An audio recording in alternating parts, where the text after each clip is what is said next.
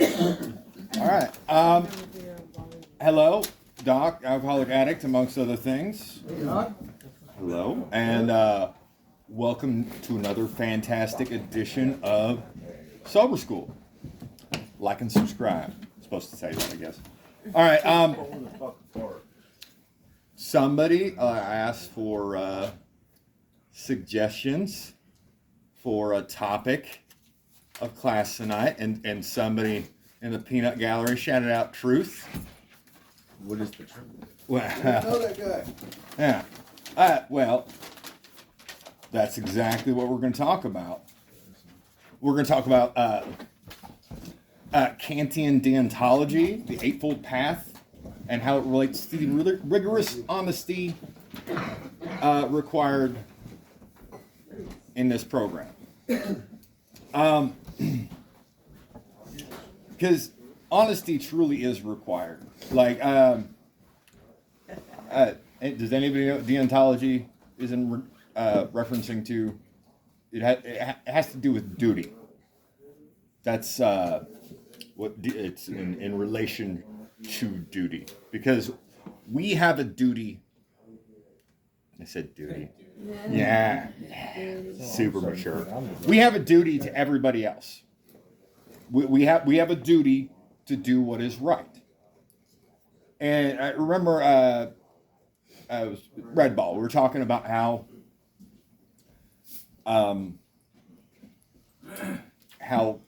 taking something that isn't yours goes deeper than that.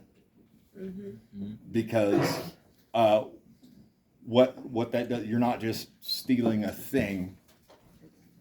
You are Stealing peace. You're stealing peace. You're being detrimental to everybody else's chill, and that is super, super important in recovery, to be able to know you're safe and in a safe place. Well, if we're going to talk about several maxims. All a maxim is it's something that is always true.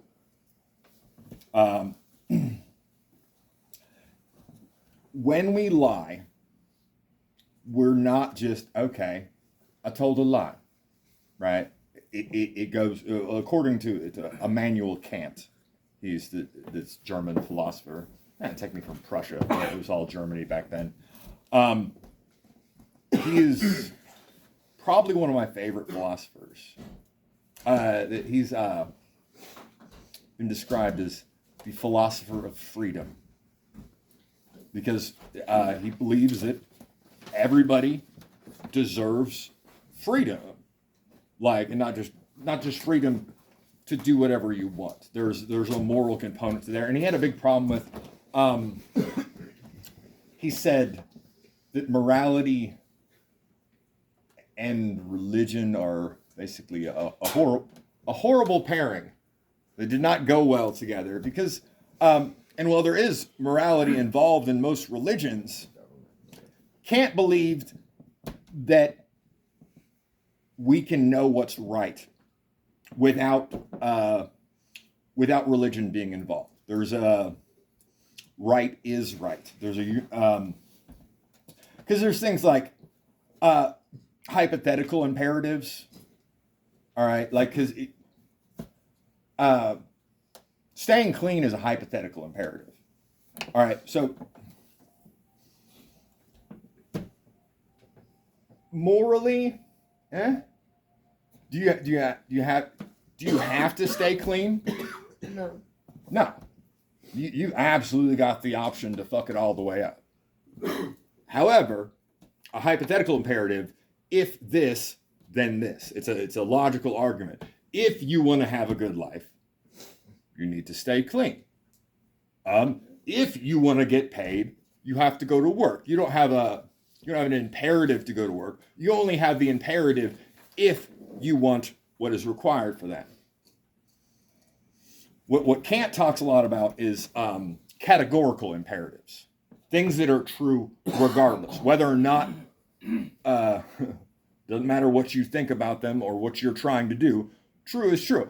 Do you need religion to know to not kick people in the balls?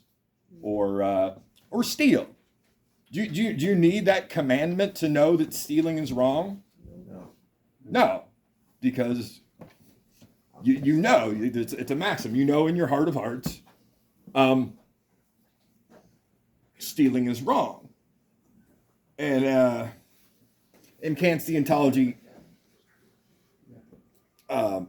he goes, he's super wordy, and like in the German and in the English translation, super wordy. But he says, is Deontology, respect for persons.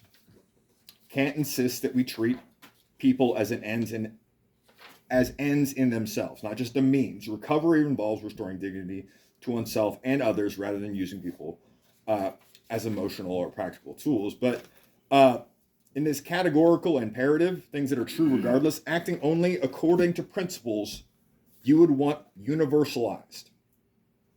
Okay. So if how to know if something is right.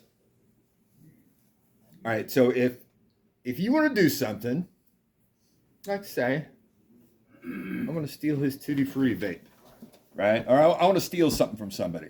How I know if that's not right, above and beyond just cultural norms or religion. Okay, if everybody stole everybody's vapes, They'll go to hell. well, it wouldn't work. Okay, I want a white Monster from the gas station, so I can steal it because I think that's right. But then the owner of the gas station can steal it back, and where have we got? It's a circle. It cannot. It doesn't have universality. It cannot be something stealing. If everybody got to steal, it wouldn't work. Whereas other things like respect, we have he talks about, we have a duty to treat each other with respect, because what he believes the highest, the purpose of people is to live up to their potential in relationship to their freedom in a moral way. That's the end all be all. And so when you lie to somebody, you, in a way, according to Kant, you're stealing from them. Because everybody deserves their autonomy. Everybody deserves their liberty. And okay, your actions are based on the information you're presenting. That what you are at liberty to do. And acting in a way, okay, doing what you want to do in a moral way. So say you're living right and doing everything right and living morally. And if somebody presents you with false information, they've taken that autonomy away from you. So what about church? Church is cool. Church is awesome. There's a lot of good stuff to be learned in church. But let's say Kant didn't believe that you necessarily needed religion or church to know what's right. You can learn a lot of right things at church, 100%. But I will tell you right now, if you're going based on the Old Testament, every single one of you is going to hell. You're all wearing cotton poly blend. Amen. You're wearing mixed fiber clothing, and according to the Old Testament, that's wrong, and you're going to hell. So, okay, I like me a nice cotton poly blend, you know. I don't know if so. It could be wrong, so I'll filter that through this Kantian reasoning. Would anybody suffer if literally, we're all wearing cotton poly blend. So I don't think if we universalized wearing cotton poly blend and nothing bad happens, I don't know. I don't know if it's true, because there's other, electricity. Certain religions, electricity's bad. Well, certain sects of certain religions, to be more specific. That worship spaghetti. Pastafarians. Yeah, Pastafarians. Yeah, That's possibly praised. 100%. Flying spaghetti monster, actually, to be specific. Spaghetti monster. Yeah. But electricity.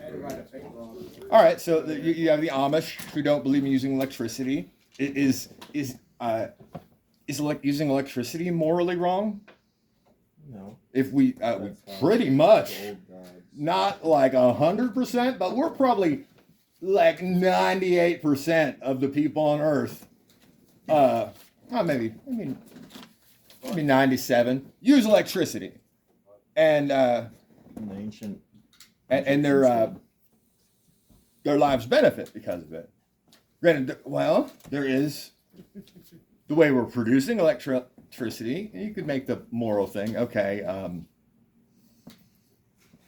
That there is some harm there, but it is not. It's not the electricity, because there's things like nuclear power, and we're moving towards fusion. So let's say we had fusion. So if we had fusion, we could produce clean energy. Would using electricity be wrong? In particular manners. Well, you don't want to like Depends on what you use it. shock his balls or something, or Or like selling the electricity. yeah. You know, we have to, yeah. Well, And hiding but the fact about use it. of electricity, how that is handled, could be wrong. But the use of electricity, based on Kantian reasoning, I would say it's not wrong. There are certain religions, okay, they believe you should either convert to their religion or perish. Like, that doesn't like based on Kantian's reasoning, either be like me or die. If we universalize that, And burn. everybody's gonna be like Doc, or I'll kill you. That if you said that, and you said that, and you said that, if everybody said that, based on Kantian's reasoning, I don't know if that's right, because it can't be doesn't have a universality. And most of the stuff is gone over in his book, Critique of Pure Reason. If you're into philosophy, highly recommend it. But in Kant's Deontology, duty over desire. Kant emphasizes acting on duty rather than impulse. And in recovery, this mirrors choosing sobriety and healthy behaviors, even when cravings and emotions pull it in the opposite way. Because it's not the next easy thing. It's not the next fun thing. It's the next right thing. And we have a duty to do what's right. Like, to be, like, his,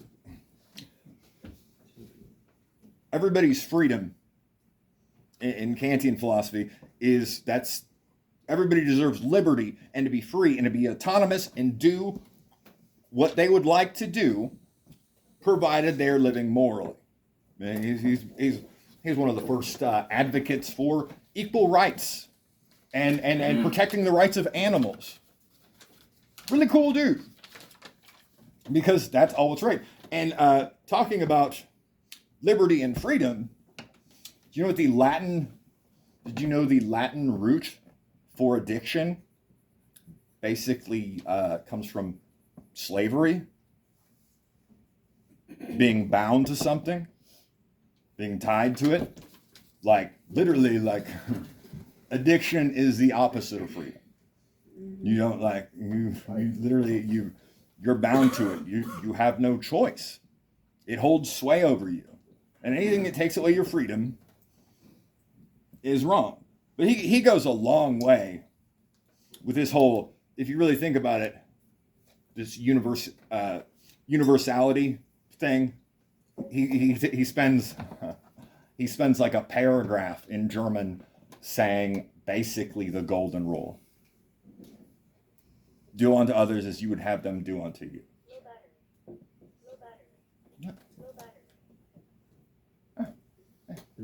It happens. Well, see, you need electricity. Point proven.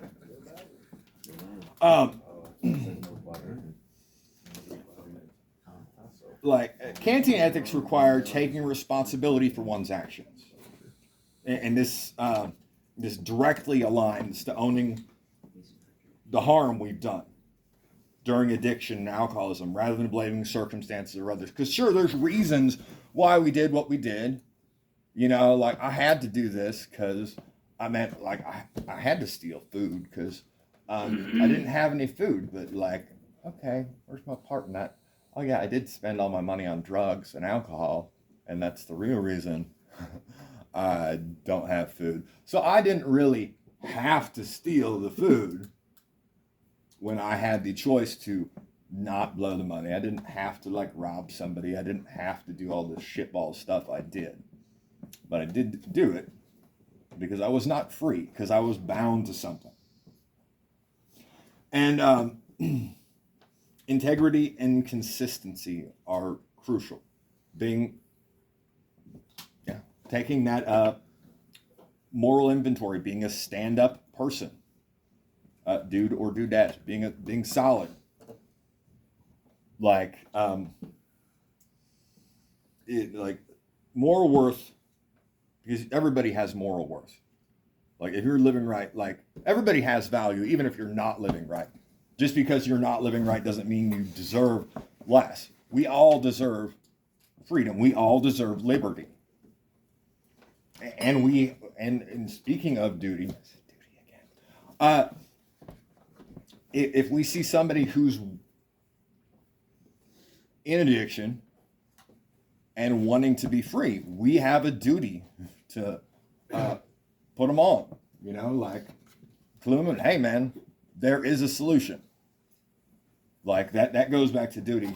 And in regards to what is right, like in Buddhism, there's what's called the Eightfold Path, which is it's basically next right thing, but it's just be right in all things. Like right view, understanding suffering, and the impermanence of all things, because we only have just for today. This is a day we're not promised but given, so we got to live today right. And this helps us in recovery see addiction clearly. You know, we gotta recognize what it is, and as well as what it's not. And another big one is right intention. Like the reasoning behind what we do is more important. Your motives are more important, because we have this tendency, we judge ourselves on intention, but we judge others on results. Okay, like what's a good example? Say I have a dog, right? And you give me some cool like salmon dog treats that you got from Food Finders, and dog loves them, but you didn't know that my dog was allergic to salmon, so now my dog is sick and crapping all over the house and has to go to the vet. All right. Then say you you don't like me and you hate my dog because it barks all the time, and you put some weird chemical all over my backyard in efforts to try and poison my dog. But it's freaking cold out there, so my dog doesn't go outside and doesn't end up getting harmed, but you actually did solve my garden pest problem inadvertently. So you actually helped me out trying to be a dick, and you actually hurt me and my dog trying to be nice. The results of your actions were or no, the results of your actions were actually good, even though you were trying to be a piece of shit, and the results of your actions were shit, even though you're trying to be good. Sounds about right. Yeah, I mean, there's that German word again, Verschlimmbessern. It's like making things worse, trying to make them better. When I mess stuff up, 99% of the time, I am trying to help. If I really mess something up, I'm trying to do something. I'm trying so hard. I put a lot of thought into it. I'm really trying to do something good. But it's because I'm trying to live morally, and I still mess stuff up. But it's being mindful of that, being aware of that. Is there any chemicals or such things in your brain that change or that are bad for you that are released when you lie? There's definitely cortisol, 100%. Yeah, like it's a stress chemical. Yeah, but did you know that actually some people, when it comes to lying, they get, like oxytocin and stuff instead? Well, they can get there is People, like narcissists, psychopaths. Yeah. People that get Yeah. off on it. Yeah.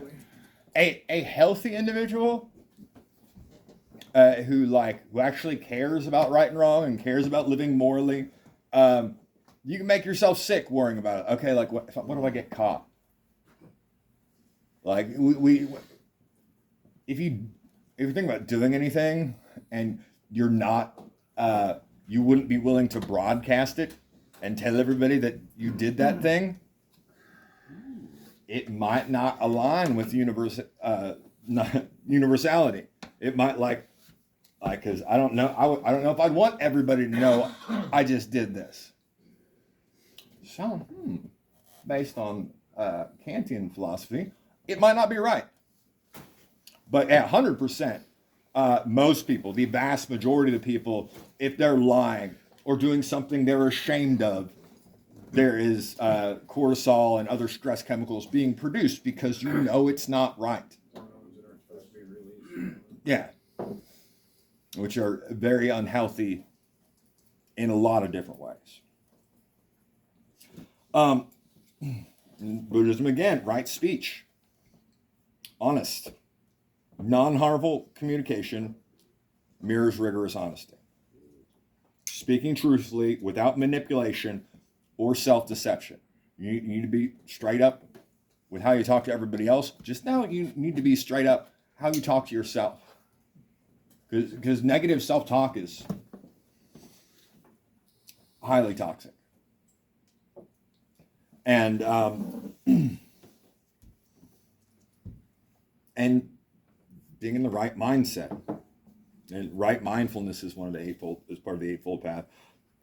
Being aware of cravings. Being aware of when we feel some sort of way. Like we talk about in our step 4. Being aware of what's going on in here and in here is the next right thing. And being aware of cravings and emotions without acting on them is a core recovery skill, echoed in mindfulness practice, because we know, okay, man, I sure did kind of slowed down. I feathered my brakes a little bit when I was passing the liquor store. I kind of looked a little bit too longingly at that anhydrous trailer, okay, I need to analyze that. I need to be mindful of that so I can stay on top of it. And because these 12 steps, one of the most crucial elements of these 12 steps is rigorous honesty. If you ask me if your ass looks fat in those pants, I have a duty to tell you about that booty. It's because I would be doing you a disservice if your fucking hat's all fucked up and I don't say something about your hat being all fucked up. I'm allowing you to walk around with a hat that looks all fucked up. I have a duty to tell you. I have a duty to call you on that. I always liked. Do you? The booger. Yeah, I do. Isn't that? Girlfriend tell you. I don't have to be going I don't really have to be going around and hey, you're funny looking, your hat's fucked up. I don't have to be that guy. But if you ask me, hey, There you go. does my hat look all right? But if you got like got a boogie hanging out of your nose or something, I would feel I have a moral responsibility to like, hey man, because you can universalize that. That has universality. If I had a boogie hanging out of my nose, if my hat was all fucked up, I'd want you to tell me. So that whole golden rule type shit. I have a duty to do everybody else the way I would have them do me. And it goes both ways. Yeah. Talk about lying. I feel bad. I lied to my boss yesterday, but this is the situation. It's wrong. I'm gonna stop you right there. It's wrong. Listen, but every day, like last night I was working a double.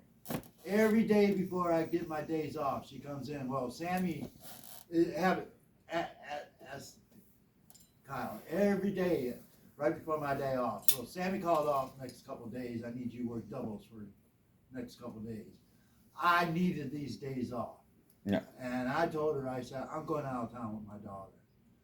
And she's like, there ain't no way. I said, my daughter, I made up a story. I said, my daughter is a pharmacist. She changed her schedule just so we can have these 2 days together.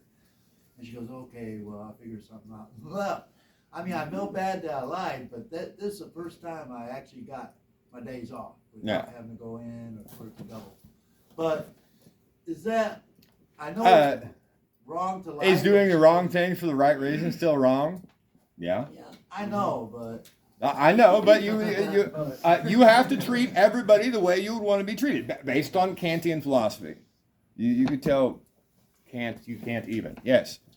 I don't think you need an excuse to lie to your boss. Just say no. No, you need to advocate for That's yourself. a complete sentence right there. Yeah, No, I that's can't do it. you need to advocate for yourself, and you need to do so honestly. Okay, as much as I would love to help you out and make more OT, if I don't practice self-care and do what I need to do for myself, I won't be able to do anything for you moving forward. And the plane's going down to put the mask on yourself first. You either make time for wellness or you make time for illness. There's no two ways about it. Like, hey, do you want me to ask questions? I'm doing really good. Do you want me to keep doing good? Do you want me to keep being able to be your go-to guy? If so, there's that hypothetical imperative. If you want me to keep being your like solid go-to guy, and you want me to keep doing good, I need to make sure I'm taking care of myself because I'm getting burned out. And if I get burned out and I don't take care of myself, that could lead me back to fucking up. So if you don't want me to fuck up, you need to respect that I need to take care of myself. And it's not always fun. I don't want to tell you your fucking ass looks big in those pants. I don't, but I have a responsibility if you ask me. So ask if my ass is fat. I want a solid. Alright. I'm down with the thickness stuff, so it's not necessarily a bad thing. That's what I'm saying. Okay. Yeah, the pH fact. Are you down with the cig? Yeah. And again, in the 12 steps, just the continuous taking of moral inventory every day, 10, 11, 12, and that shit. Okay, would Emmanuel Kant be proud of me today? You know, did I do my duty? Did I live in a right way? Would Buddha approve? Would Emmanuel Kant approve? Do I approve? There you go. Yeah. You know? Did I treat everybody else the way that I would want to be treated? And I ask myself these questions every night, usually when I'm taking all the shit out of my pants and putting it on the bedside table. Like, wait, what? Yeah. No. Figure, hey, that's part of the inventory. I'm making sure if I got shit in my pants, you know? But I go through it, okay? And I used to have a hard time sleeping. I'd stay up all night and my ulcers weren't bothering me and I'd toss and I'd turn, worrying about all this shit. But if I'm living right to begin with, I sleep like a fucking baby.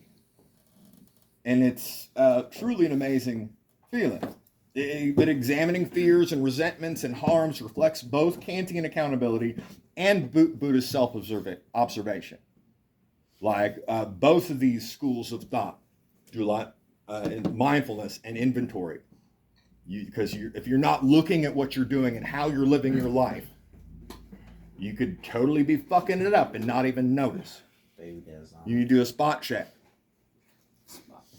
And admitting wrongdoing. When we were wrong, promptly admit it. If I fuck up, if I say some bullshit about fucking trees, and like I let you guys believe that what I was saying was true when that guy was right and I was wrong, yeah, I'll bring it up again too, because I really feel strongly about it because of stuff like this. I would be robbing you from your liberty. I would be taking your autonomy. You might go around for the rest of your life thinking something wrong about trees. And I fucked that up for you. I took that away from you because I said something that wasn't true. And Yeah. Well, I'm not about carrying weight. Life is hard enough as it is. I don't need fucking to be carrying shit around. I could have not said anything and I'd be like, and just periodically I'd see you. I'd be like, fuck man, he was right and I was wrong and I didn't say anything. And it'd be another brick in my backpack. All right.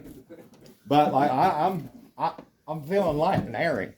I ain't carrying around shit like I used to. Because it's that shit you carry around that makes an already hard life even harder. These days, I'm about stacking the deck in my favor. You know? That's what, like prayer and meditation, the program and religion and philosophy and biology and neurochemistry. And I want to hit this shit from as many angles as possible. We got high and drunk by any means necessary. I feel I owe it to myself to stay clean by any means necessary. So if there's any tools out there, any schools of thought, any philosophies, any solid science. Yeah. Something I never understood about people that were like, I got high by any means. It's like, I never understood that because, like, maybe at one point in time, but I also had, like, the funds to supply it, like, being an alcoholic. But, like, I don't think I was ever, like, I'm going to go rob my grandma to go get drunk. Like, you know what I'm saying? Like, I don't think that I was, like, if I just didn't have money, I just didn't drink. You know what I'm saying? So you think you're better than me? No, that's not what I'm saying. I'm just saying. That's what I heard. Like, the concept of, like, being, like, yeah. It's harder to understand when you haven't been to those lows. Yeah, but like you're like everybody's rock bottom is legitimate. Okay, cool. It's different every single time. Yeah. Yeah. Like rock bottom, you don't have to be fucking chucking dick for coke. Mine was always like jail. You know? Are you posting this online? Yeah, 100%. Oh, yeah. But your rock bottom is merely where you stop digging. You got a fucking hole. You're using and drinking He said it all quiet with microphones. to yeah. They're gonna hear it. But I'm being rigorously honest. All rock bottom is when you stop digging. You know, we're like, because at first you just make a little hole, and okay, I can get to the other side of the hole on my own. You know, I can step over the hole, get to the other side. You know, like I drank a little bit too much that night, but I'm not gonna drink any more this week. Okay, I don't need any help to get over to the other side. But after a certain point, even with a running start, you reach a certain point where you can't get to the other side without going down through the hole. You have to cross rock bottom at a certain point. I don't care how fast you run. Like, you're going to reach a point. If that hole gets deep enough and wide enough, the only way to the only way across is through. You're going